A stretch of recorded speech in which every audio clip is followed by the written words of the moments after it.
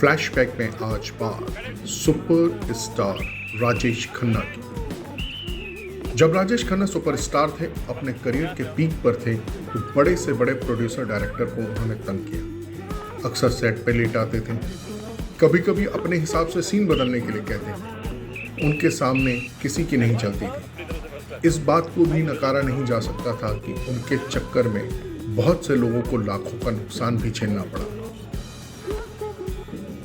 लेकिन जो किस्सा मैं आज आपके साथ शेयर करने जा रहा हूं, उसे सुनकर आपको राजेश खन्ना की शख्सियत के एक दूसरे ही पहलू का पता चलेगा।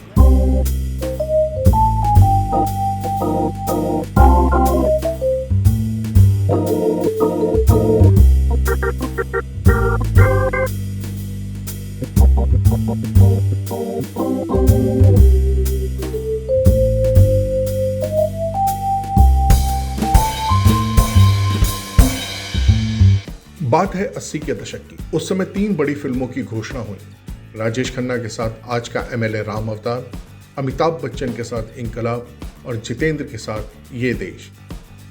तीनों फिल्में बड़े बजट की थीं और तीनों ही साउथ के निर्माताओं के द्वारा बनाई जा रही थीं। अब एक अजब सा कंपटीशन था कि इनमें से किसकी फिल्म बॉक्स ऑफिस पर कमाल दिखाएगी, कौन होगा जो बॉक्स ऑफिस का जादूगर बनकर उभरेगा। और ये भी कहा जा रहा था कि जो स्टार बाजी मारेगा वो नंबर 1 भी बन जाएगा।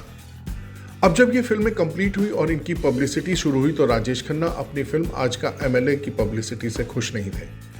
उन्होंने उस जमाने के मशहूर पब्लिसिस्ट दिवाकर, जो राज कपूर, गुलशन रॉय, बीआर चोपड़ा, यश चोपड़ा जैसे लोगों के लिए दिवाकर यशवंत के नाम से काम करते थे, उन्हें बुलाया, फिल्म की पब्लिसिटी को नए तरीके से डिज़ाइन करने के लिए कहा और उन्हें सारे कैंपेन की जिम्मेदारी दे दी। अब दिवाकर ने भी राजेश खन्ना की बात मानकर कैंपेन करने की हामी भर दी। यहाँ आपको एक बात बताना चाहूँगा कि राजेश खन्ना जी और दिवाकर जी के बीच जो भी बात हुई थी, उसकी कोई भी लिखा पढ़ी नहीं हुई थी। दिवाकर जी ने राजेश खन्ना के कहे को बहुत माना और उनकी इच्छा के अनुसार फिल्म का काम किया। इस तमाम पब्लिसिटी में दिवाकर ने अपना पैसा ये सोचकर लगा दिया कि फिल्म के रिलीज़ के बाद राजेश खन्ना ये पैसा उन्हें प्रोड्यूसर से दिलवा देंगे। अब आया वक्त इन फिल्मों के रिलीज होने का, और दुर्भाग्य से ये तीनों ही फिल्में बॉक्स ऑफिस पर कुछ खास कमाल नहीं दिखा पाई। आज का एमएलए की असफलता से दिवाकर बेहद चिंतित हो गए, क्योंकि उन्होंने बिना किसी लिखा पढ़ी के अपनी जेब से 2 लाख रुपए खर्च कर दिए थे। अब जिसे वो ये बात बताएं, वो उन्हें मूर्ख कहे। दिवाकर की चिंता बढ़ती जा रही थी, क्योंकि फिल्म को रिलीज हुए कुछ महीने बीत गए थे और उन्हें अपने 2 लाख मिलने के आसार नजर नहीं आ रहे थे। उनकी इतनी हिम्मत भी नहीं थी कि राजेश खन्ना को फ़ोन कर करके कहें कि मुझे मेरी पब्लिसिटी के पैसे दे दो। धीरे धीरे उन्हें लगने लगा अब कोई उम्मीद नहीं है और उनका पैसा डूब चुका है। एक शाम उनको राजेश खन्ना का फ़ोन आया। उन्होंने दिवाकर को अपने बंगले में खाने पर बुलाया। दिवाकर वहाँ पहुँचे। शाम शुरू हुई, शराब के दौर चले, बातें होती रहीं, मगर पैसे का जिक्र नहीं हुआ।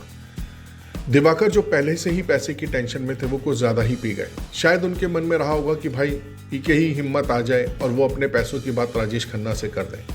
लेकिन राजेश खन्ना के मुंह से आज का एमएलए की कोई बात नहीं निकल रही थी। अचानक लंबी महफिल के बाद जब दिवाकर ये सोचकर उठने लगे कि अब कुछ नहीं हो सकता, तब अचानक राजेश खन्ना उठे और अपने कमरे की तरफ चले गए।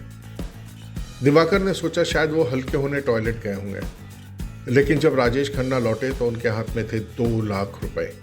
वो पैसे उन्होंने दिवाकर की गोद में रख दिए। दिवाकर हक्का बक्का रह गए। उनका सारा नशा उतर गया। वो खामोशी से राजेश खन्ना को देखने। हमारी इंडस्ट्री में बहुत से लोग ऐसे हैं जो कानूनी लिखा पढ़ी के बावजूद भी लोगों का पैसा नहीं लौटाते। वहीं राजेश खन्ना का ये जेस्चर वाकई काबिले तारीफ था। प्रसिद्ध शायर निदा फाजली ने लिखा भी है, हर आदमी में होते हैं 10-20 आदमी, जिसको भी देखना हो कई बार देखना। फ्लैशबैक में आज इतना ही।